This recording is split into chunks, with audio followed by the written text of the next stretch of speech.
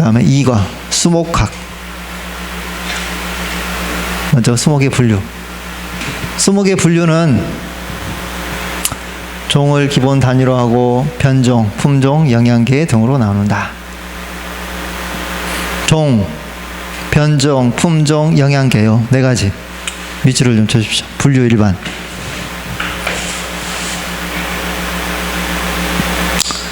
이제 종은 보시면 생식작용을 통해 유사한 개체가 계승될 수 있는 식물군이죠. 네, 변종은 종 안에서 어떤 특성을 달리하는 개체군의 변이, 이게 변종이죠. 근데 대부분 어떻게 변종이 생기냐면 종자 변이로 보통 항상 생겨요. 종자 변이. 밑줄을 쳐주세요. 종자를 통해서 변이가 해서 변종이 생기거든요. 이 품종은 뭐냐면 그 변종이 상당히 가치가 있어요. 뭐 예를 들면 씨 없는 수박 같은 거 있죠. 가치가 있는 것을 상당량 어떻게 보면 더 많이 확보해가지고 그의 특성이 계승되는 것이 품종이다. 이렇게 생각하시면 되겠습니다. 그 다음에 영양계. 이 영양계는 뭐냐면 전목, 삽목, 치목 등으로 한 개체가 등가했을 때 그 후대를 이루는 개체군. 그러니까 이 종자를 통해서 후대의 개체를 이루어진 게 아니라 전목을 하거나 삽목은 이제 새로 나온 가지를 잘라가지고 땅에 심으면 또 새로운 개체가 형성되지 않습니까? 치목, 뿌리를 나눠서 하는 거. 그러니까 이 종자를 통해서 다른 개체를 형성하지 않고 어떤 본체, 식물 본체를 통해서 한 개체가 새로운 증가했을 때 그 후대를 이루는 개체군을 영양계라 한다. 이렇게 뭐 정리하시면 되겠습니다.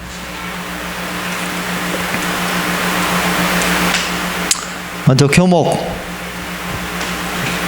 아까 교림하고 좀 비슷하죠. 이게 개체군. 그 나무 한 그루를 봤을 때 키가 크고 10m 이상 크고 한 개의 줄기를 가진 소나무, 포플러, 낙엽송, 밤나무, 오동나무, 은행나무가 있다. 그러니까 이 교목은 줄기가 하나여야 돼요. 하나. 근데 우리가 어린 나무는 줄기가 막 여러 가지 있죠. 그걸 이제 관목이라고 합니다. 그래서 줄기가 하나이고 키가 10m 이상 큰 것을 교목이라고 한다. 관목은 키가 5에서 6m 밖에 되지 않고 줄기가 막 여러 갈래로 나는 게 있죠. 그게 관목이다. 그 다음에 침엽수는 아까 제가 뭐 거시식물, 나자식물을 했어요.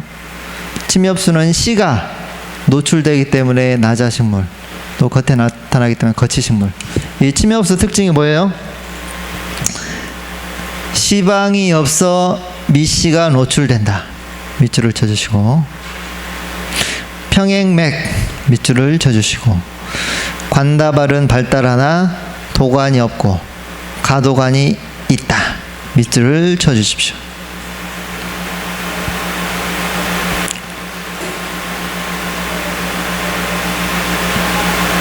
그 다음에 꽃잎, 꽃받침이 없다. 밑줄을 쳐주시고 중복 수정을 하지 않는다. 밑줄을 쳐주십시오. 이게 이제 이 특징으로 시험에 좀 자주 출제가 됩니다. 거시식물. 다시 한번 정리를 해드릴게요. 씨방이 없어. 이 씨방이라는 것은 뭐냐면 씨가 있는 방이에요. 뒤에 사진이 있나? 네, 요 보시면 요 씨방이 있잖아요. 허렵수는 씨가 있어요. 씨가 있는 방, 씨방. 근데 거시식물은 씨방이 없어. 그냥 노출됐어요. 그 다음에 꽃잎, 꽃받침이 있죠. 여기는 없잖아요. 꽃잎, 꽃받침이 없고. 그 다음에 뭐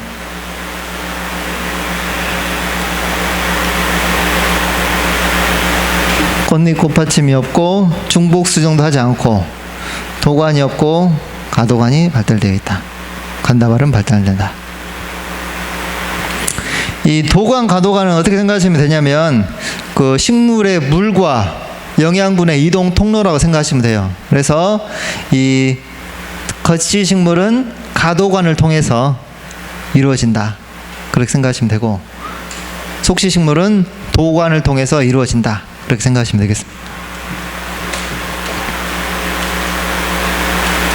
그 다음에 속시식물. 이 속시식물도 이제 반대죠. 시방이 발달됐고 밑씨가 보호받고 있고 도관이 발달되어 있다. 요 밑줄을 좀 쳐주십시오. 그 다음에 꽃잎 꽃받침이 있다. 양성하다. 밑줄을 쳐주시고 중복 수정을 한다. 밑줄을 쳐주시고. 네. 네. 그 다음에 이 속시식물은 또 두 가지로 나눠져요. 쌍떡잎 식물, 외떡잎 식물. 이파리가 두 개였을 때 쌍떡잎, 하나였을 때 외떡잎. 이거 이제 가장 큰 차이점은 뭐냐면, 여기 보시면 이 쌍떡잎 식물에다가 제일 밑에 있죠. 형성층이 있어서 부피 생장을 한다. 어떤 밑줄을 쳐주시고, 외떡잎 식물은 형성층이 없으므로 줄기가 굵어지지 않는다. 이 형성층이 뭐냐면, 나무가 이렇게 있다 하면 나무 숲이 요 제일 바깥쪽에 있어요. 이렇게 얇은 막이에요. 막. 이 형성층이 하는 게 뭐냐면 이렇게 나무를 부피를 생장을 해줘요. 이 형성. 근데 쌍떡잎 식물은 이 형성층이 있어가지고 줄기가 굵어지지만 외떡잎 식물은 형성층이 없으므로 줄기가 굵어지지 않는다. 요 부분만 여러분들이 밑줄을 쳐서 구분해 주시면 되겠습니다.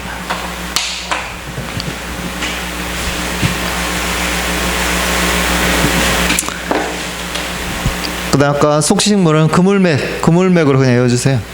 외떡잎 식물은 평행맥이긴 하지만 크게 보면 속시식물은 그물맥, 외떡잎 식물은 평행맥. 그러니까 침엽수도 평행맥이었죠. 네.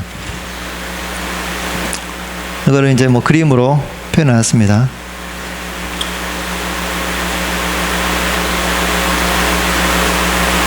겉으로 드러나 있고, 이거는 씨방. 씨방은 장차 뭐가 되냐면 열매가 될 부분입니다. 열매가 될 부분으로 밑씨를 보호한다.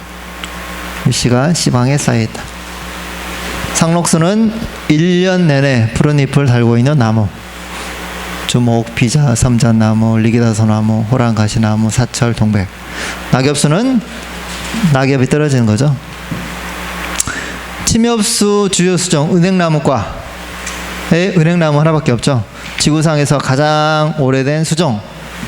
밑줄을 쳐주시고, 낙엽수이면서 교목이다 이거예요. 그러니까 낙엽이란 것은 이파리가 떨어지고 교목, 줄기가 하나이면서 키가 10m 이상 자란 나무다 이거죠.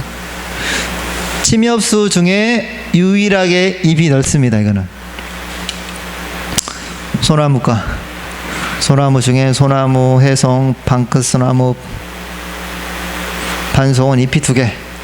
리기다소나무, 리기테다소나무, 테다소나무 잎이 3개. 그러니까 잎을 뜯어봐가지고 잎이 2개 나면 소나무, 3개 나오면 리기다, 리기테다, 테다소나무. 잣나무는 뜯어봤을 때 잎이 5개씩 나죠. 네. 그 다음 수목의 구조와 형태. 수목은 잎, 줄기, 뿌리의 영양기관. 밑줄을 좀 쳐주십시오. 그러니까 영양기관은 잎이나 줄기, 뿌리를 통해서 어때요? 영양분을 흡수하고 생장하는데 도움을 주잖아요. 이게 영양기관. 그 다음에 꽃, 열매, 종자는 생식기관. 다음 세대를 위해서 이제 번식하는 기간. 이게 생식기관이 되겠습니다. 꽃, 열매, 종자로 나눠진다. 나 잎. 잎은 뭐냐면 기공. 밑줄을 좀 쳐주십시오. 기공. 기공이 어디냐면 잎이 이렇게 있겠죠. 잎이 이렇게 있으면 잎 뒷면에 꽁꽁 이렇게 구멍이 뚫어져 있어요. 이렇게 사람 눈으로 보이지는 않습니다. 구멍이 뚫려 있어가지고 이 구멍을 통해서 어때요? 대기와 가스 교환을 하는 곳으로 광합성을 하기 위해 탄산가스를 흡수하고 산소를 방출한다. 이 구멍을 통해서 이산화탄소를 흡수하고 산소를 보내는 그 다음에 이 기공을 통해서 또 물이 뿌리에서 이렇게 물을 계속 흡수하잖아요. 물이 또 나가야 되잖아요. 이 구멍을 통해서 물이 이렇게 나가요. 이걸 이제 증산작용이라고 하거든요. 이게 이루어지는 곳이 어디냐? 시험에는 어디예요? 기공.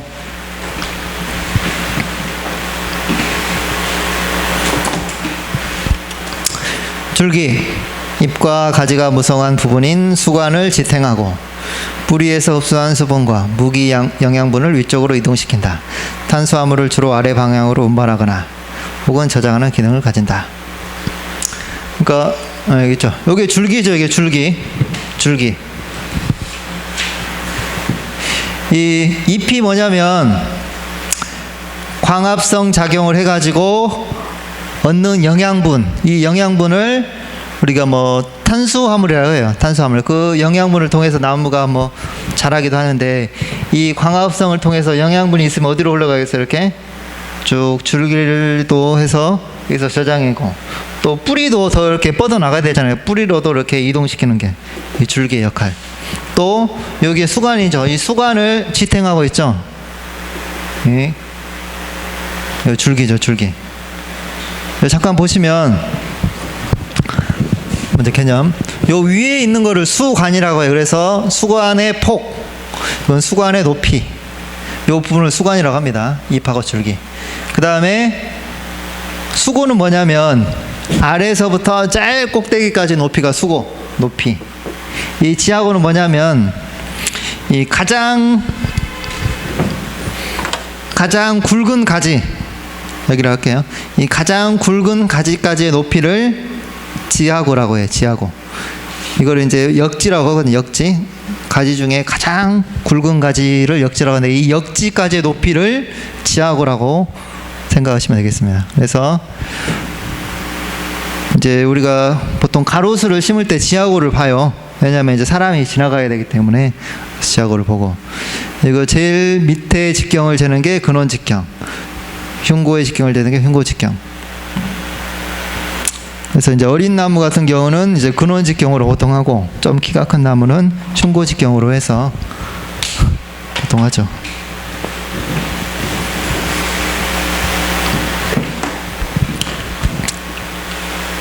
줄기했죠. 그 다음에 줄기에서 크게 이제 형성층, 심재, 변재, 연륜으로 내는데, 이 형성층 아까 말씀드렸죠. 이 줄기나 뿌리의 지름을 굵게 만들어주는 조직, 밑줄을 좀 쳐주십시오. 형성층. 심재는 뭐냐면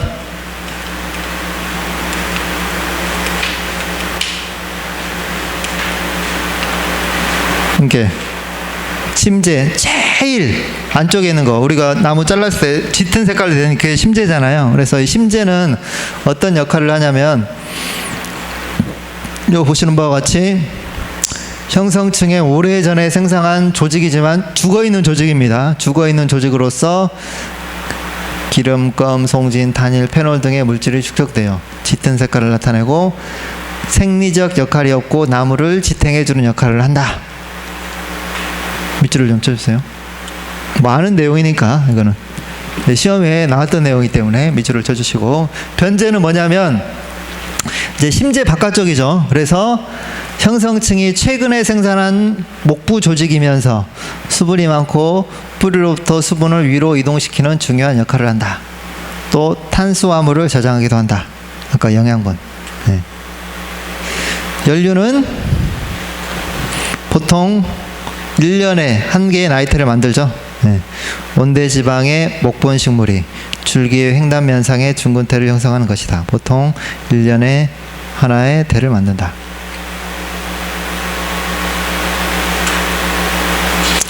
그래서 봄철에 만들어진 춘재는 세포의 지름이 크고 세포벽이 얇으며, 여름과 가을에 만들어진 추재는 세포의 지름이 작고 세포벽이 두꺼워서 추재와 춘재의 사이에 뚜렷한 경계선이 나타난다. 그러니까 여러분들이 그 나이테를 이렇게 생장추를 통해 나이테를 보면 짙은 게 있고 연한 게 있어요. 지금 그 얘기를 한 거다 이겁니다. 이 춘재, 추재. 그러니까 이 봄철에 만들어진, 봄철에는 아무래도 그 나무가 활발하게 어떤 생리 활동을 하지 않아요. 근데 여름에는 활발하게 활동을 하게 더 빨리 자라거든요. 그래서 여름에는 좀 연하고 봄철에는 좀 짙은 색깔을 나타난다. 요거는 아마 여러분들 교재 없는데 보시면 식물 구조 보면 채관, 형성층, 물관으로 나눠집니다. 그래서 이 형성층은 부피 생장을 하고 요 체관은 영양분을 이동하는 통로, 물과는 물을 이동하는 통로죠. 그래서 요걸 합해서 보통 관다발이라고 해요. 관다발. 관다발의 구조. 물관, 또 체관. 수관의 기본 구조. 외수피, 그 다음에 내수피, 그 다음에 형성층, 변제, 심재로 되겠죠. 네. 뿌리는 좀 10분 쉬었다가 이어서 좀 할 수 있도록 하겠습니다. 한계를 누가 주장자한테는 그게 한번 봐주시면 그거요? 알겠습니다.